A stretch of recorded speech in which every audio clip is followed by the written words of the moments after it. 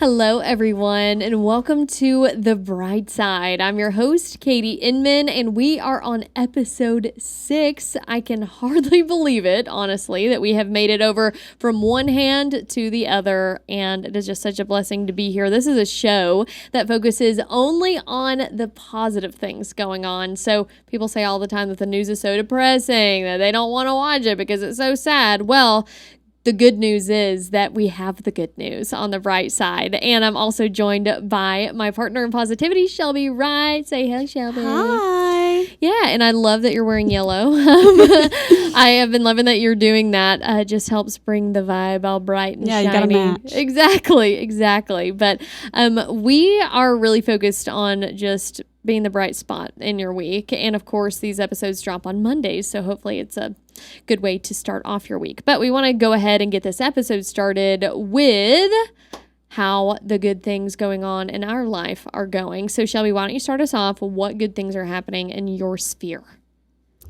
Let's see. Something really good that I got to do this past week is I got to see some friends that I hadn't seen in a long time. One of them was my little from my sorority. I hadn't seen her maybe like a year and a half. And I recently joined my sorority's alumni council. Ooh. So, yeah, got to hang out with her, get some coffee. And then I also got to see another friend that I just don't see very often. And we went and saw Spider-Man. And that was super fun. And we got some dinner. And I've just been really enjoying seeing a lot of people that I just haven't seen in a long time. Tis the season, I guess. I mean, with school starting back and stuff too, more people are in town now. That is always good. I love to hear that. That's awesome. And don't give me any spoilers for Spider-Man. Oh, don't worry.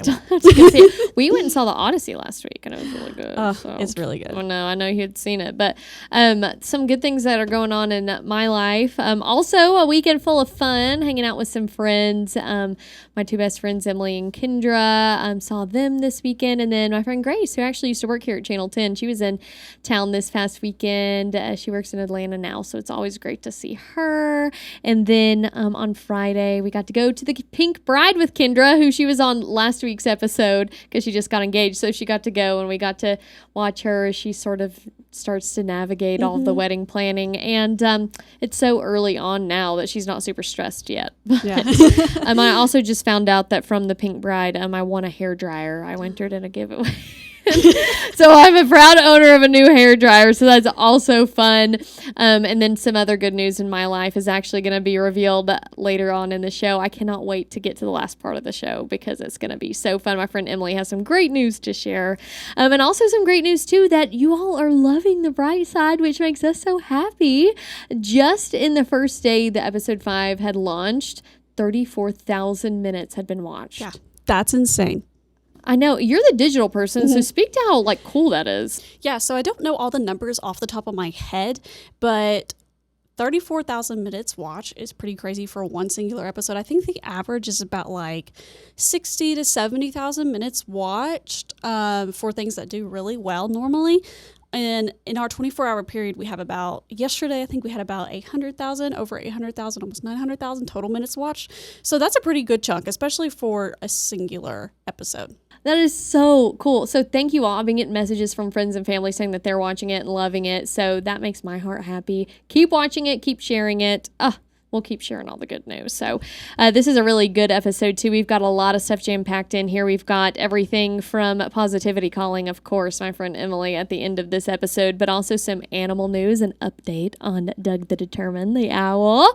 We also have a look at some back-to-school fun and, of course, some Dolly news, and we're checking in with some little babies at Children's Hospital, so you won't want to miss any of that. All right, well, without further ado, let's go ahead and jump into some of the local stories that made us smile this week. This first one, we showed it on our noon newscast, and man, anytime Jillian Taylor does a story, I know I'm gonna love it. This is no different. This is about a man who is truly invested in making people's lives more positive.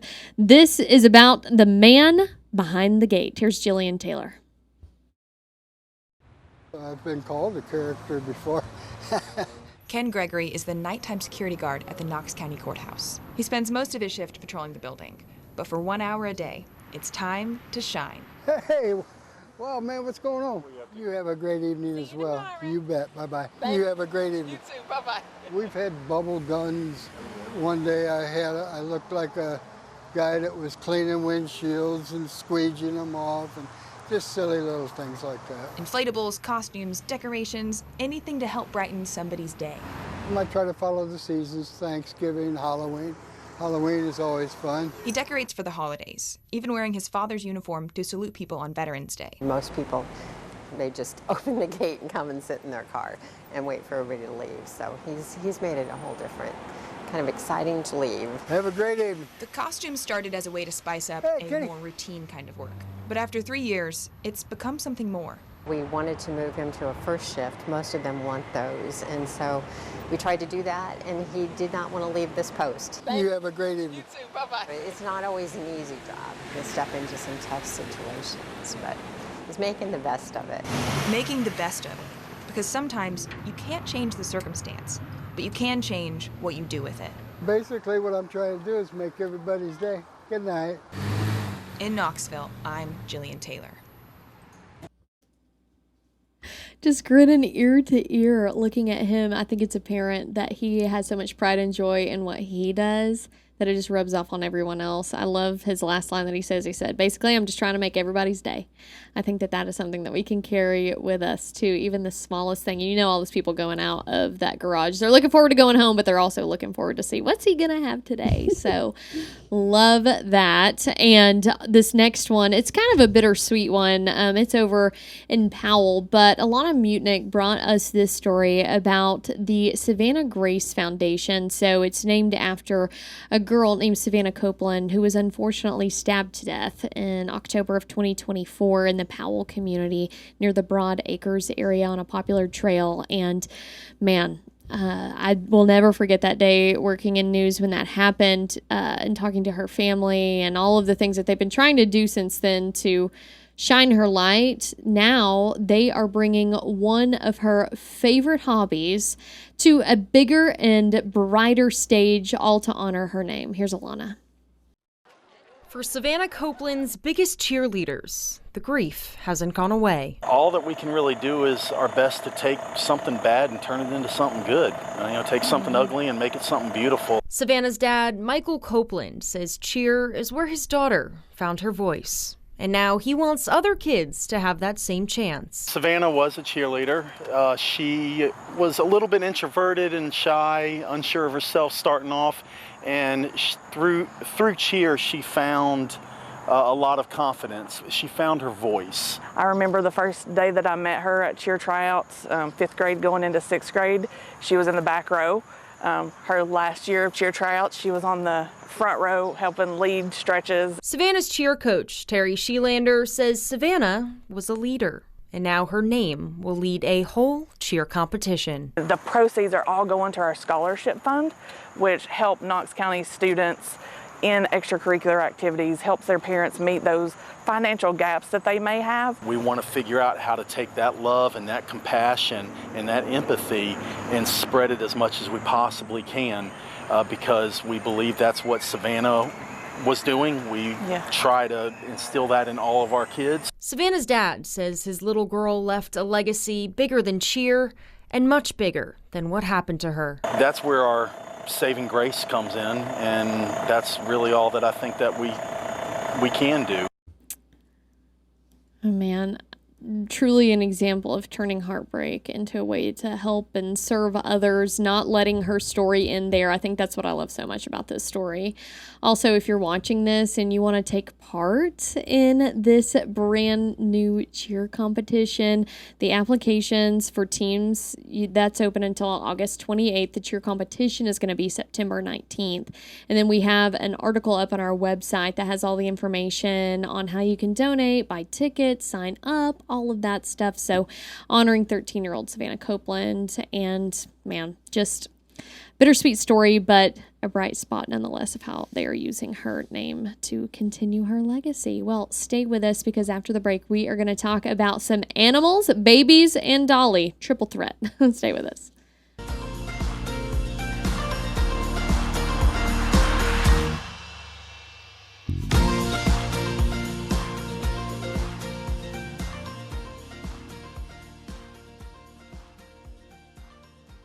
Welcome back, everyone. Well, we are going to talk about some cute animals, and the first cute animal we're talking about is one that we have mentioned before. Of course, Doug the Owl, or Doug the Determined, as he has been dubbed. That was some good alliteration there. But if you'll remember, Doug the Owl was injured back in mid-July, and the sheriff's office deputies who came to rescue him, there were quite a few, but one of them was Deputy Dalton Swinger. So we've got some video of what he was able to do last week. There he goes. He's opening the cage, and he is releasing his friend Doug back into the wild. He rescued Doug after he was hit by a car, and the Owl Ridge Raptor Center was helping to rehabilitate him. So Deputy Dalton Swinger decided that he was going to sponsor his recovery, that he was going to make sure that Doug made it back out there and could thrive. And man, he was able to do that moment. And I think that he was the perfect person to do that, because he said he relates a lot to Doug after being hit in the head himself during a broadcast of On Patrol Live and having to recover from that. So it was such a special moment. Here's what he had to say about it. To put it generically, I think it's, help who or what you can when you can type of thing. And I think it really reflects on the community when you have someone like the emergency clinic that stepped in and took him, and then you have the Owl Ridge Raptor Center that, worked tirelessly to get all this accomplished. And so, the community does just as much for us. Every single thing that he said, I think, is such a good reminder of how we can all be, and how so many people stepped in to help this animal who was helpless and now is able to be back with his family. Well, Dalton posted on Facebook saying, he said, "It turns out our boy Doug had it in him all along. Fly high, Doug. We'll see you in the skies." And then his girlfriend actually posted and let everyone know a little bit of some owl facts that I had no idea about. But she said that Doug is very young, that he was born earlier this year. So he was released back near his territory, which was Adrian Burnett Elementary in North Knoxville. And she said no doubt that he has found his family again, because they have specific calls that they're able to find each other that way. I know, that is so cute. I know. I think about it like, he has his mom on speed dial, or something, or it's like, they're speaking the language that only he understands. And so that in itself is so cute. And he's going to stay with him until he finds his mate for life. So go Doug. Yay, go Doug. I know. We shared a story whenever he first got hurt. And now this is truly the culmination of everyone coming together. And man, Doug, look for him up in the skies if you're near Adrian Burnett Elementary. There you go. Well, this next one is another story that we have mentioned plenty of times too. But the new red panda cubs over at Zoo Knoxville, they need some names. They are not named yet. They are nameless. So Zoo Knoxville wants you to go ahead and help them name them. By the time you're watching this, the voting has likely closed, because it closes on Friday, this coming Friday, the 14th. But whoever wins the naming competition, there are 2 winners. They get to go on a behind-the-scenes sort of trek, and they get to be with the handlers for the red pandas as well, and they get to meet them and do all that. I have actually done that, by the way. I'm so jealous. Yeah, if I were you, I'd be jealous too. No, it's so cool because you get to get in there like up close and personal with them, and there's one that they let you feed apple fries to whenever you go on that little tour. But yeah, so I'm excited to see what the names are going to be. That's going to be the next update that we bring you about the red pandas, of the names. So hopefully people came up with some good names. I don't know. Julie and I were talking about what we thought they should be named. I said that, one of them should be named Katie, of course. Of course. Even though they're boys. But she said paprika and chili. So, go with the that's spice. cute. Yeah, it is cute. I saw someone online, they were like, Chippendale. Oh, that's cute. Yeah. I like that. That is that cute. That would be super cute. I know people they're not are like so creative. squirrels or chipmunks, I think it is actually, but yeah. But it's still they're still brothers. They're cute. All right. So speaking of other tiny cute things, the babies over at Dolly Parton Children's Hospital, the preemies more specifically, they are fluttering through their treatment, and the Children's Hospital shared these photos online of butterflies with those tiny little babies.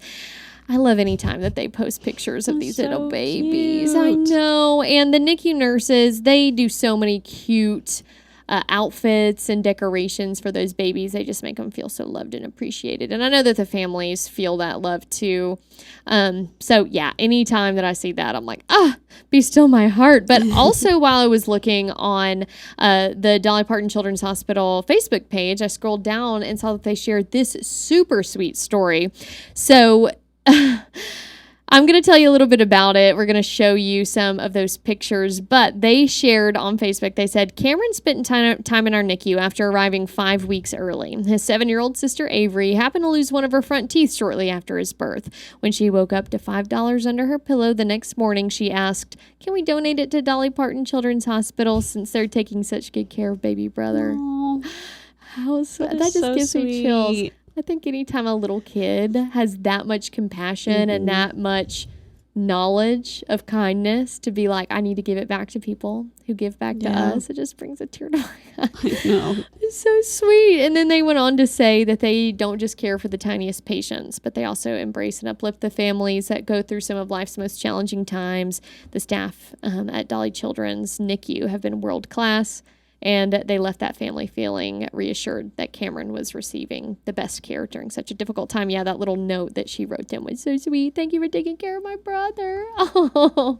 Well, Cameron, you have a great big sister in Avery. There you go. And then also anytime that you see those pictures or posts shared on Facebook too, more than likely the parents are going to chime in and say, that's my baby, or yay. So that's always special to see. These are real people. Mm-hmm. Well, One Knox is getting in on all of the action to raise money for Dolly Parton Children's Hospital too. On this past Saturday, which was the 8th of August, they raised money for Dolly Parton Children's Hospital. It was for their Give Back game. So 10% of all ticket sales went to Dolly Children's. And they also honored 3 patients during halftime of that game too. And the players even got to spend some time with patients at Dolly Children's, and they posted a video of some of those players sharing what those visits meant to them. The thing I'll remember probably forever is one of the kids, Liam, he finished his bingo card, and I told him he can go up and get a prize, and he picked out an Incredible Hulk. So I asked him if he liked the Hulk, and he went, no, my brother does.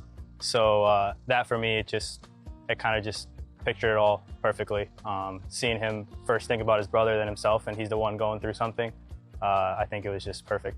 It was such a humbling experience and so inspiring, honestly, to hang out with those kids. And you know, they're going through things in life that no one should go through, especially children that young. Man, the smile on their faces, the attitudes they had, you know, it was if nothing was going on in their life at all. They were just having fun. And so I was really glad to experience that. And like I said, it was a very humbling experience to see the fight those kids have every day and just keep that smile on their face. One thing the kids taught me from the visit was that whatever you're going through, there's always somebody to pick you up and always somebody to be there for you. So stay close to your family, stay close to your friends, and lean on them. Soccer is always, you know, the people's game, and I think this game is a great opportunity to come together as a community and as a people, as humanity, to not only come and enjoy a good spectacle, but also give back to the kids of the hospital. So watching that just put an automatic smile on my face too. And I reached out to One Knox today to see what their final tally was for how much they were able to donate to Dolly Parton Children's Hospital after that give back game. They said it is definitely over $1,000. They don't have that exact number to share, but man, still an impact. And Trey with One Knox actually said, well, it's nothing compared to what Dolly herself has provided at that hospital. I said, no one comes close, which is a perfect segue in what we're going to talk about next. You know, Dolly is a busy gal. She is here, there, and everywhere. And she's also working on projects behind the scenes. Well, we got a little bit of a glimpse behind the scenes of her latest project, which is Dolly, a true original musical that is set to debut on Broadway later this year. She was answering some questions that people had on Instagram, and she posted a video where she explained the reason that she wrote the song I Wouldn't Be Here If You Hadn't Been There. Well, the song, I Wouldn't Be Here If You Hadn't Been There, really is very, very special to me because I'm really speaking to all the people that have been so instrumental in my life and in my career. And of course, when I lost my husband, Carl, I put that out because I wouldn't be here if he hadn't been there. And so I really feel like it's just my tribute to all those people that I have loved so dearly and that have been so good to me. So it fits a lot of places and a lot of people, and I'm sure you have people that you could say those same words to and truly mean it, right? Right, Dolly, you're right. Anytime Queen Dolly speaks, we listen. I also love to watch Shelby's facial expressions when we're watching some of these things, because you were like, oh, when she mentioned her husband. I know, it's really sad, but it's also really sweet. So I'm just like...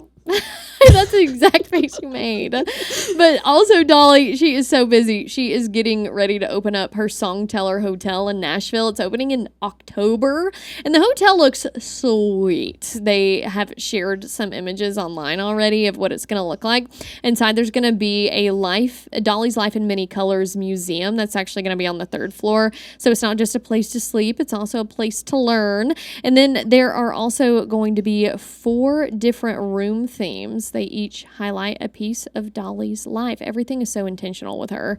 You can book your stay now, and you can go to the hotel's website to do that. Starting prices for one room for one night, close to $400. So if you really want to go, I would have to save up. But it looks really awesome, and I'm excited to see it all come together. Maybe pop in. I'm sure that they have opportunities where people can pop in who aren't staying there, maybe to see the museum and things like that. But congrats, Dolly, on that opening in October. All right, we want to switch now from Dolly to talk about some hot topics of things going on in and around East Tennessee. Well, it is back to school season.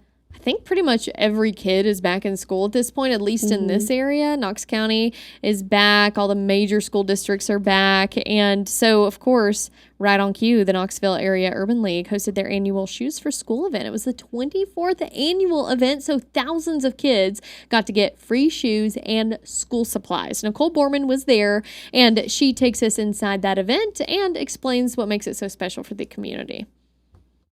Knox County students are lacing up their shoes for the school year before the first bell rings. Because we get school supplies and new backpacks. Knoxville Area Urban League put on its 24th Shoes for School supply drive. Through the support of our community partners and supporting agencies, they've helped us make this day possible by everything that they contribute to the community and to this event to make sure that everyone leaves with something. Every booth catered a different free essential. Water bottle right here. You get some scissors, man. We got socks. We all got socks. And students themselves are helping make the start better for their classmates. Some people can't do it, and when you can do it, it can help out more of the community, more of the less fortunate. Because if you don't help other kids, they're not able to get stuff, and it's good that they have the stuff that they need. Parents know prices for supplies are going up. Ya la economía está dura para todos, entonces ayuda mucho. Whether it's for one kid or a village. I got a 6 back to back. I got a 3 boy, I got it 2, 3 grown. Because the event might only last a day. You know, we're here very temporarily. I think it's extremely important to help other people live better lives to try to make them happier. But the effects will last well beyond when these students put their backpacks on for the first morning of school. It means really good things. Have a good school year. Shelby and I were both there on Saturday, and it was a madhouse. So many kids and families. We actually have some pictures, too, of some of the Channel 10 people who were able to be there to volunteer and help and hand out shoes and just be around. This is a favorite event for a lot of people to volunteer at. What was your role on Saturday, Shelby? I just kind of helped with whatever they needed help with. We tried to hand out some shoes. We kind of walked around and handed out anything. A lot of people, it was like clearing out by like almost like 1 p.m. because everything was kind of like picked over, which is great. So we were just kind of walking around to booths and, you know, handing out things that needed to be handed out and whatever they needed. Like, and it was hot. We were handing out waters. All kinds of things. Yeah. I was there 8 to 10, so really before the craziness got going. I was there whenever they opened up the gates, and seeing everything pristine and clean and all that. I know that did not last long, but they were also doing free dental cleanings. They were doing nail paintings. They were doing haircuts. So super cool event, 24th year. Amazing what they're able to do. Well, we are going to take a quick break, but whenever we come back, we are, of course, going to do my favorite segment of Positivity Calling, where I call my best friend Emily, and she's going to share her good news that she is experiencing right now. And then also our friend Todd Howell is going to pop in for a good news forecast. We'll be right back.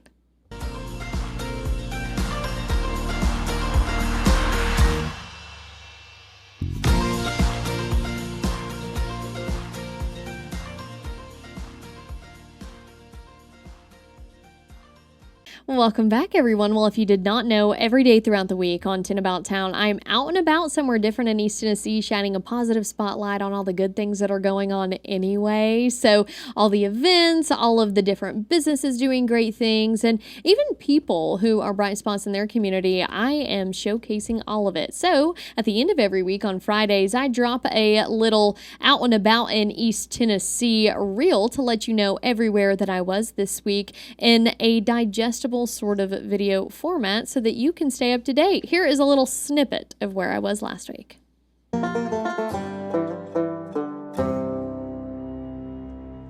On Monday, I was out and about in downtown Knoxville at the Maple Room, which is right above Maple Hall, the bowling alley. If you've never been to this space, this is a spot where you can come and play games, eat good food, drink good drinks, and even play some trivia every week too. But tonight, Nourish Knoxville is hosting their Restaurant Week kickoff. On Tuesday, I was out and about in halls because I had to come inside of the B&B Indoor Foam Dart Arena.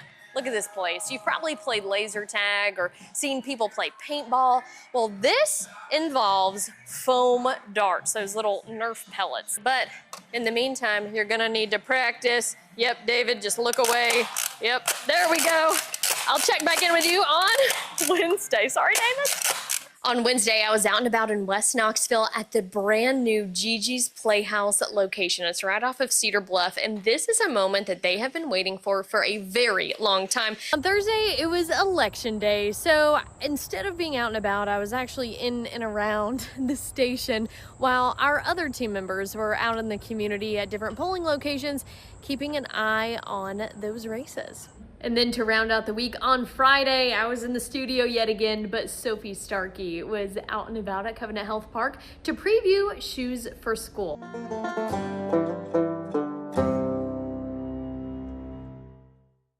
And of course, if you want to watch that whole video, you can go to our YouTube channel or our streaming platform, WBIR Plus, to watch it all and stay up to date with all of the fun things going on. Well, next up, this is such a treat because Todd Howell, I reached out to him to see if he could give us a little good news forecast and share a little nugget of the positivity that he wants to share with you. So here's what he sent me, and it is so wholesome. You know, we could all use some good news in our life, couldn't we? Yeah, we hear enough of the bad news. We could always use some good news. And you know what? Here in East Tennessee, thankfully, that includes the weather. And that also includes sometimes coming to your favorite restaurant. They got the best chicken. That was good. So no matter what the weather, even on hot days, there's always something to be grateful for, including the weather, and especially here in East Tennessee. Have a blessed day.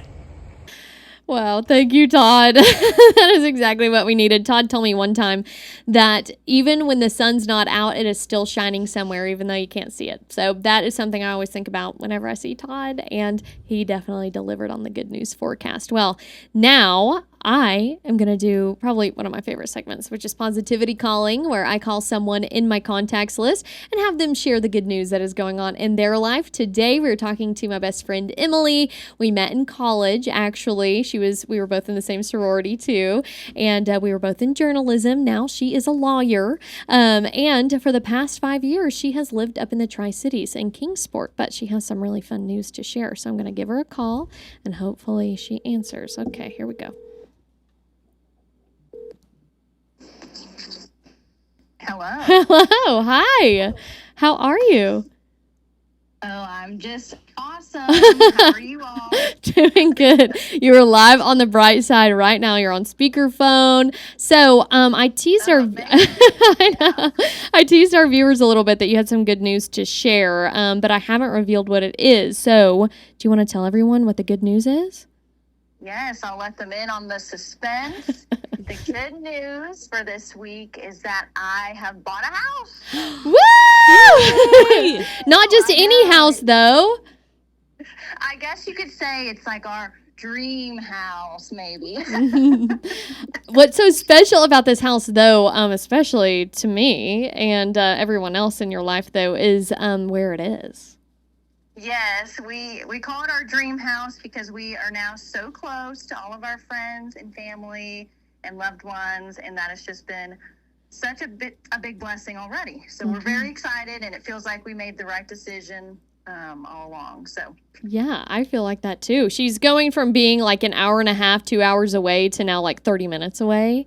So that is huge for the friend group. yes, a Blonde Squad is always together now when time allows. Yeah. And I know that a big light of your life is your golden retriever, Maui. So how is Maui feeling about the house and the yard? Oh, yes, the house has a much bigger yard, so big it doesn't even need a fence. So he loves it. He's very confused with what to do with all the room, but he's getting used to it. I'm not worried about it.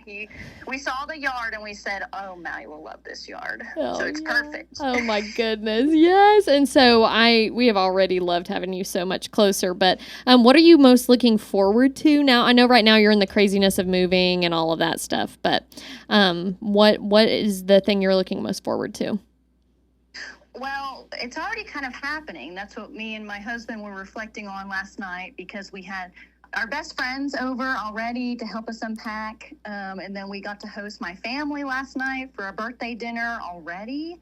And so that was really our intention, was to move back home so we could spend more time with the people we love. And that has been what we are enjoying and looking forward to more, is seeing everybody all the time. Yay. I know we're looking forward to it too. Okay. So congratulations on the new house, this new era. This is so exciting, of course.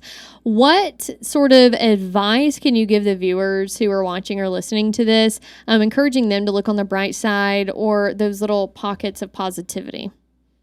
Sure. Buying a home is stressful, and that is from somebody who is not easily stressed. So I can understand when people say that, but in the midst of the stress, try to remember that this is something you want and you're actually excited about. It's hard to get excited when you don't know for sure if it's going to make it or not, but stay positive throughout the whole thing. The right house will be at the right time for you. So don't stress if it doesn't work out. It's just not meant to be. I just trust my gut, ask all the questions. If something's not right, don't feel like you have to buy it. There will be a better, more perfect house for you to come. So yeah, I think, and Emily is the queen of questions too, I will say. She's really good at it. I'm a professional questioner. That's what I do. Yeah, that is true. Yeah, but I think that that's also good advice for every day too. Like even in the stressful situations, look for the good and the positives. And if something doesn't happen, that means it wasn't meant to be. So I think we can all find peace in that. Exactly. Well, so we love being here. We love being in East Tennessee still.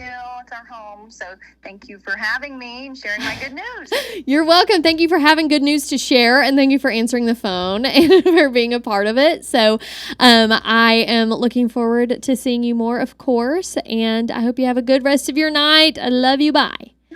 Yes, love you. Bye. Ah, how cool is that, Yeah, right? that's so fun. I know. So we're very excited to have her so much closer. We did go over on Saturday and help her and her husband Sterling unpack. And it's just an exciting time anytime that someone special in your life is going through a new change and era. So we've had it a lot in our friend group. Kinder getting engaged, Emily buying a house. Yeah.